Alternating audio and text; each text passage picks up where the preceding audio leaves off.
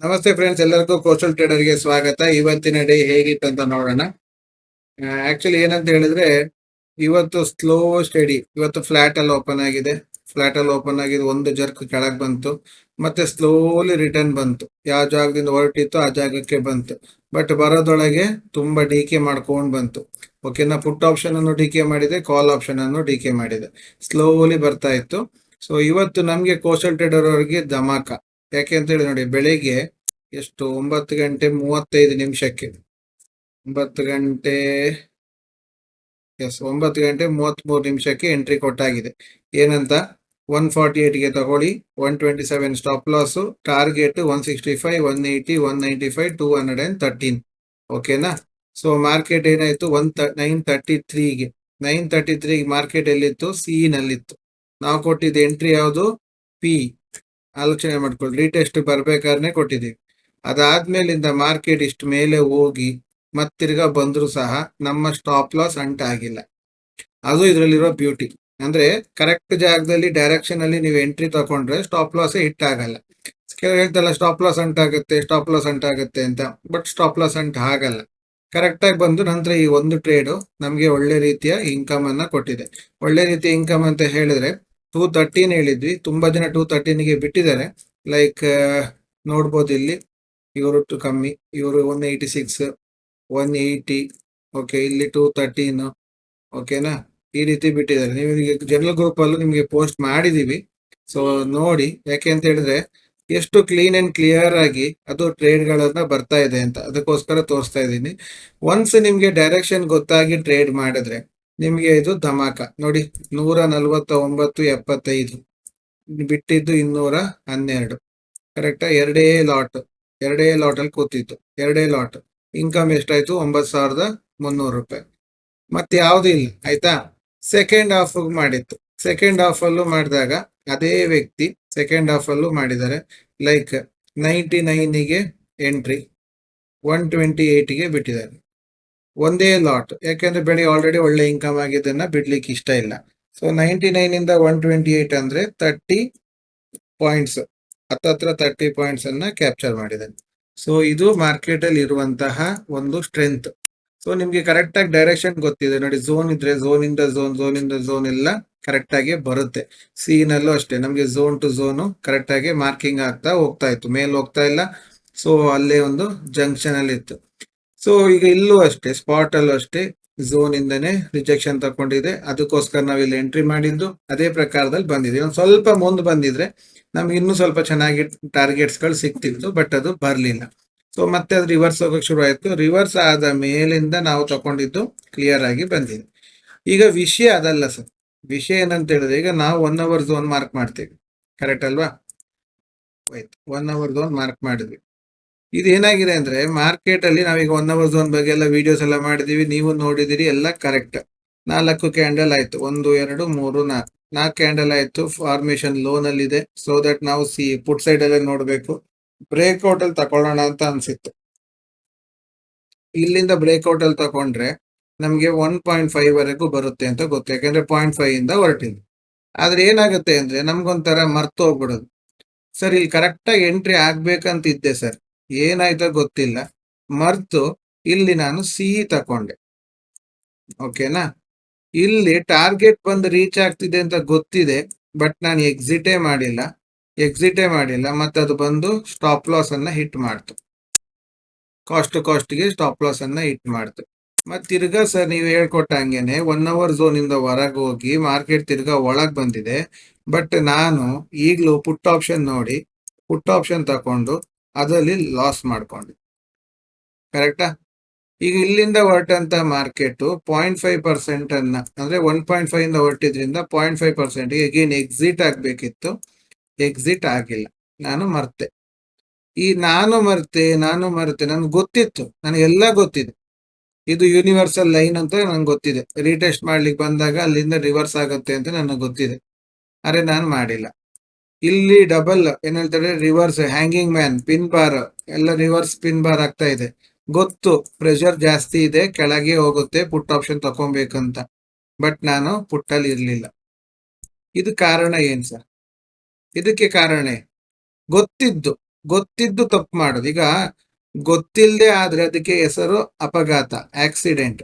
ಗೊತ್ತಿಲ್ಲದೆ ಆಗೋಯ್ತು, ನಾನು ಸ್ವಲ್ಪ ಸ್ಪೀಡ್ ಇತ್ತು, ಗಾಡಿ ಕಂಟ್ರೋಲ್ ಸಿಗ್ಲಿಲ್ಲ, ನನ್ಗೆ ಗೊತ್ತಾಗ್ಲಿಲ್ಲ ಅವ್ರು ಬಂದಿದ್ದು, ಅವಾಗ ಆಕ್ಸಿಡೆಂಟ್ ಆಯ್ತು, ಅದು ಆಕ್ಸಿಡೆಂಟ್.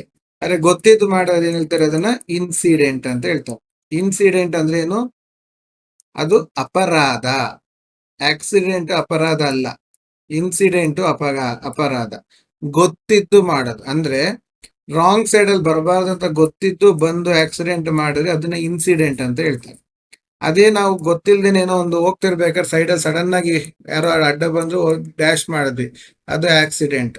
ಅದಕ್ಕೇನಷ್ಟು ದೊಡ್ಡ ಕೇಸ್ ಆಗಲ್ಲ. ಕರೆಕ್ಟ್ ಅಲ್ವಾ? ಸೇಮ್ ಥಿಂಗ್ ಟ್ರೇಡಿಂಗ್ ಅಲ್ಲಿ ಎಲ್ಲ ರೂಲ್ಸ್ ಗೊತ್ತು, ಎಲ್ಲ ವಿಷಯ ಗೊತ್ತು, ಎಲ್ಲ ಗೊತ್ತಿದ್ದು ನಾವು ತಪ್ಪು ಮಾಡ್ತಾ ಇದೀವಿ ಅಂತ ಆದ್ರೆ ನಾವು ಮಾಡ್ತಿರೋದು ಅಪರಾಧನೋ ಅಪಘಾತನ. ನೋಡಿ, ವರ್ಡ್ಸ್ ಸ್ವಲ್ಪ ನಿಮಗೆ ಆರ್ಷ್ ಆಗಿ ಅನ್ಸಲ್ಲ, ಯಾಕೆಂದ್ರೆ ನಮ್ಮ ಮಂಗ್ಳೂರ್ ಅವ್ರ ಕಡೆ ನಮ್ಗೆ ಆರ್ಷ್ ಅನ್ಸುತ್ತೆ, ನಿಮ್ಗೆ ಅದೆಲ್ಲ ಕಾಮನ್ ಆಗಿರ್ಬೋದು. ಬಟ್ ಆಕ್ಚುಲ್ ಆಗಿ ವಿಷಯ ಹೇಳೋದಂತ ಹೇಳಿದ್ರೆ, ನೀವು ಆಲೋಚನೆ ಮಾಡಿ ನೋಡಿ, ಗೊತ್ತಿದ್ದು ಮಾಡಿದ್ರೆ ತಪ್ಪಿಗೆ ಪ್ರಾಯಶ್ಚಿತ್ತ ಇದೆ. ಗೊತ್ತಿಲ್ಲದೆ ಮಾಡಿರೋ ತಪ್ಪಿಗೆ ಪ್ರಾಯಶ್ಚಿತ್ತ ಇದೆ. ಗೊತ್ತಿದ್ದು ಮಾಡೋ ತಪ್ಪಿಗೆ ಎಲ್ಲಿದೆ ಪ್ರಾಯಶ್ಚಿತ್ತ? ಕರೆಕ್ಟ್ ಅಲ್ವಾ? ನೀವು ಗೊತ್ತಿದ್ದು ಡೈಲಿ ಬಂದು ಮೋಸ ಮಾಡ್ತಾ ಇದ್ರಿ, ಸುಳ್ಳು ಮಾಡ್ತಾ ಇದ್ರಿ, ಇದ್ರೆ ಲಾಸ್ ಮಾಡ್ಕೊಳ್ತೀವಿ. ಕಾರಣ ಏನು? ನಿಮಗ್ ಗೊತ್ತು ಯೂನಿವರ್ಸಲ್ ಲೈನು ಇದನ್ನ ದಾಟಿ ಬರಲ್ಲ, ಆದ್ರೆ ನೀವು ಇನ್ನೂ ನಲ್ಲಿ ಕೂತಿದ್ದೀರಿ. ನಿಮಗ್ ಗೊತ್ತು ಇದು ಟಾರ್ಗೆಟ್ ರೀಚ್ ಆಯ್ತು ಅಂತ ನಿಮಗ್ ಗೊತ್ತಿದೆ, ಆದ್ರೆ ನೀವು ಮರ್ತು ಬಿಡ್ತೀರಿ. ಅದಕ್ಕೆ ಕಾರಣ ಏನು? ಕಾರಣ ಇಷ್ಟೇ, ನಾವು ಟ್ರೇಡಿಂಗ್ ಮಾಡ್ಬೇಕಾದ್ರೆ ನಾವು ಒಂದು ಸೆಟ್ ಆಫ್ ರೂಲ್ಸ್ ಹಾಕೊಂಡಿದ್ರೆ ಆ ರೂಲ್ಸ್ ಅನ್ನ ಮರಿದೆ ಫಾಲೋ ಮಾಡ್ತಾ ಬಂದ್ರೆ ಖಂಡಿತವಾಗ್ಲೂ ನಮ್ಗೆ ಸಕ್ಸಸ್ ಸಿಕ್ಕೇ ಸಿಗುತ್ತೆ. ಅದಿಲ್ಲದೆ ಹೋದ್ರೆ ಏನಾಗೋಗುತ್ತೆ, ನಾವು ಒಟ್ಟು ಟ್ರ್ಯಾಪ್ ಆಗ್ತೀವಿ. ಟ್ರ್ಯಾಪ್ ಆಗಿ ನಮಗ್ ಮಾತ್ರ ಅಲ್ಲ, ನಮ್ಮನ್ನ ನಂಬಿ ಇರುವಂತಹ ಫ್ಯಾಮಿಲಿಗೂ ನಾವು ಮೋಸ ಮಾಡ್ತಾ ಇದೀವಿ. ಸೊ ಅದನ್ನ ಮಾಡಬೇಡಿ. ರೂಲ್ಸ್ ಅಲ್ಲಿ ಕೂತ್ ಮಾಡಿ, ಮರಿದೆ ಮಾಡಿ, ಡೀಸೆಂಟ್ ಆಗಿ ಮಾಡಿ, ಅವಾಗ ಆಟೋಮೆಟಿಕ್ ಆಗಿ ಇನ್ಕಮ್ ಆಗೇ ಆಗತ್ತೆ. ಈಗ ನಮ್ ಕೈಯಲ್ಲಿ 60 ಪಾಯಿಂಟ್ 30 ಪಾಯಿಂಟ್ ಹಿಡಿಯಕ್ ಆಗತ್ತೆ ಅಂದ್ರೆ ಯಾಕೆ ನಿಮ್ ಕೈಲಿ ಆಗಲ್ಲ? ಯಾಕೆ ನಿಮ್ಗೆ ಆ ಕೆಪಾಸಿಟಿ ಇಲ್ವಾ? ನೋಡಿ, ಒಂದೇ ಲಾಟ್ ಅಲ್ಲಿ 150ರಿಂದ 210ವರೆಗೆ ಕೂತ್ಕೊಳಕ್ ಆಗತ್ತೆ. ಅಂದ್ರೆ 60 ಪಾಯಿಂಟ್ಸ್ ಕ್ಯಾಪ್ಚರ್ ಮಾಡಕ್ ಆಗತ್ತೆ ಅಂದ್ರೆ 4650 ರೂಪಾಯಿ ಬರುತ್ತೆ. ಬಂಡವಾಳ ಎಷ್ಟು ಬಿದ್ದಿರುತ್ತೆ? ಬಂಡವಾಳ ಒಂದು 7.5 + 3 ಒಂದು 10,350 ರೂಪಾಯಿ ಬಂಡವಾಳ ಬಿದ್ದಿರುತ್ತೆ. ಓಕೆನಾ? 10,350 ಬಂಡವಾಳಕ್ಕೆ 4,650 ಬ್ರೋಕರ್ ಹೋಗಿ 4,500 ಇಟ್ಕೊಳ್ಳಿ. 4,500 ಬರ್ತಾ ಇದೆ ಅಂದ್ರೆ ಎಷ್ಟು ಪರ್ಸೆಂಟೇಜ್ ಆಯ್ತು? 45% ಆಯ್ತು ಅಲ್ವಾ? ಇವ್ರೇನ್ ಸ್ಟಾಪ್ ಲಾಸ್ ಹಿಡ್ದೇನೆ ಟ್ರೇಡ್ ಮಾಡ್ತಾರಾ? ಇಲ್ವಾ ಅಲ್ವಾ? ಇವ್ರಿಗೆ ಸ್ಟಾಪ್ ಲಾಸ್ ನಾವು ಇಟ್ಟಿರ್ತೀವಲ್ಲ, 28 ಅಂತ ಸ್ಟಾಪ್ ಲಾಸ್ ಇಟ್ಟಿದೀವಿ, 128. ಅಂದ್ರೆ ಹೋದ್ರೆ ಎಷ್ಟು ಹೋಗ್ಬೋದು? 1,500 ರೂಪಾಯಿ ಹೋಗ್ಬೋದು. ಬಂದ್ರೆ ಎಷ್ಟು ಬರುತ್ತೆ? 4,500 ಬರುತ್ತೆ. ಎಷ್ಟು ಟ್ರೇಡ್ ಆಯ್ತು? 1:3 ಟ್ರೇಡ್ ಆಯ್ತು. ಆಗಲ್ವಾ? ಕರೆಕ್ಟ್ ಅಲ್ವಾ? ಕಾನ್ಫಿಡೆಂಟ್ ಬಿಲ್ಡ್ ಆದ್ಮೇಲಿಂದ ಬೇಕಾದ್ರೆ ಲಾಟ್ ಇನ್ಕ್ರೀಸ್ ಮಾಡಿ, ತಪ್ಪಿಲ್ಲ. ಈಗ ನೋಡಿ, ಇಲ್ಲಿ ಇವ್ರು 60 ಪಾಯಿಂಟ್ಸ್ ಹಿಡಿತಿದ್ದಾರೆ ಅಂದ್ರೆ ಇದರಲ್ಲಿ ಏನಾಗಿದೆ? ಲಾಟ್ ಇನ್ಕ್ರೀಸಾ? 2 ಲಾಟ್ ಅಲ್ವಾ ಇರೋದು? ಈಗ ಕೆಲವರೆಲ್ಲ ತೋರಿಸ್ತಾರೆ ಸ್ಕ್ರೀನ್ ಶಾಟ್ ಅಲ್ಲಿ 10,000 ರೂಪಾಯಿ ಹಿಡಿದ್ವಿ, 20,000 ಹಿಡಿದ್ವಿ ಅಂತ. ಎಷ್ಟು ಲಾಟ್ ಸುಮಾರು ಇಟ್ಕೊಂಡು 1,000 ಕ್ವಾಂಟಿಟಿ ಇಟ್ಕೊಂಡು 10 ಪಾಯಿಂಟ್ ಹಿಡಿದು 10,000 ಮಾಡಿದ್ವಿ ಅಂತ ಹೇಳ್ತಾರೆ. ಇಲ್ಲಿ 150 ಕ್ವಾಂಟಿಟಿ ಇಟ್ಕೊಂಡು 10,000 ಮಾಡ್ತಾ ಇದ್ವಿ ಅಂದ್ರೆ ಏನಾಯ್ತು? 60 ಪಾಯಿಂಟ್ಸ್ 149ರಿಂದ 212. ಇವ್ರ ಕೈಲಿ ಕೂತ್ಕೊಳಕ್ ಆಗುತ್ತೆ ಅಂದ್ರೆ ನಿಮ್ಗೆ ಯಾಕೆ ಕೂತ್ಕೊಳಕ್ ಆಗಲ್ಲ? ಅಂದ್ರೆ ನಿಮ್ಗೊಬ್ರು ಗೈಡ್ ಮಾಡೋರು ಬೇಕು. ಗೈಡ್ ಮಾಡೋದಕ್ಕೆ ನಾವಿದ್ದೀವಲ್ಲ, ಯಾಕೆ ಯೂಸ್ ಮಾಡಲ್ಲ? ನೋಡಿ, ಇಲ್ಲಿ 100 ಅಲ್ವಾ? ಟಾರ್ಗೆಟ್ ಎಷ್ಟಿದೆ? 212. ಕರೆಕ್ಟಾ? ಸೀದಾ ಬರ್ಲಿಲ್ವಾ ಇದು? 3,547 ರೂಪಾಯಿ. ಅಂದ್ರೆ ನಿಮಗೆ ಮಾಡಕ್ಕೆ ಆಗತ್ತೆ, ಬಟ್ ಅದೇನಂದ್ರೆ ನನಗೆ ಎಲ್ಲ ಗೊತ್ತು ಅನ್ನೋ ಒಂದು ಈಗೋ. ನನಗ್ ಗೊತ್ತು, ನಾನೇನ್ ಕಲಿಯೋದು, ನಾ ಎಲ್ಲಾ ಕಡೆ ಹೋಗಿ ಕಲ್ತ್ ಬಂದಿದ್ದೀನಿ. ನೋಡಿ, ಕಲೀಲಿಕ್ಕೆ ಯಾವತ್ತೂ ಲಿಮಿಟ್ಸ್ ಇಲ್ಲ ಸರ್, ಎಷ್ಟು ಬೇಕಾದ್ರೆ ಕಲಿಬಹುದು. ಅದೇ ನಾವೇನಂದ್ರೆ ಕಲ್ತಾಯ್ತು ಅನ್ನೋ ಒಂದು ಮೈಂಡ್ ಸೆಟ್ ಅಲ್ಲಿ ನಾವು ಲಾಸ್ ಆಗ್ತಿದೆ. ಈಗ 30 ಪಾಯಿಂಟ್ 2 ಲಾಟ್ ಏನಾಗ್ಬೋದು? 4,500 ರೂಪಾಯಿ ಬರುತ್ತೆ. 5,000 ರೂಪಾಯಿ ದಿನಕ್ಕೆ ಬಂದ್ರೆ ತಿಂಗಳಿಗೆ 1 ಲಕ್ಷ ರೂಪಾಯಿ ಇನ್ಕಮ್ ಯಾರಿಗಿದೆ ಹೇಳಿ? ಸಾಫ್ಟ್ವೇರ್ ಇಂಜಿನಿಯರ್ಸ್ ಗಳಿಗಿದೆ. ಇಲ್ಲಿ 4,500 ರೂಪಾಯಿನ ಆರಾಮಾಗಿ 2 ಲಾಟ್ ಅಲ್ಲಿ ಮಾಡ್ತಾ ಇದೆ. ಯಾಕಾಗಲ್ಲ?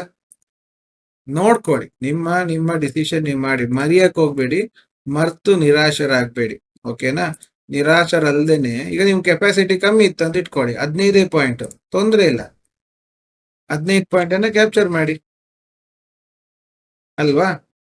ಸೊ ಯಾಕಾಗಲ್ಲ, ಆಗುತ್ತೆ ಆಯ್ತಾ, ನಿಮ್ ಕೈಲಿ ಆಗುತ್ತೆ. ಬಟ್ ನೀವೊಂದ್ ಸ್ವಲ್ಪ ಕುರುಡು ಹೇಳ್ತಾರೆ, ಗೊತ್ತಿದ್ದು ಕುರುಡರಾಗಿದ್ದೀರಿ, ಅದನ್ನ ಬಿಡಿ. ಸೊ ಕಲೀಲಿಕ್ಕೆ ಮನ್ಸ್ ಕೊಡಿ, ಕಲೀರಿ.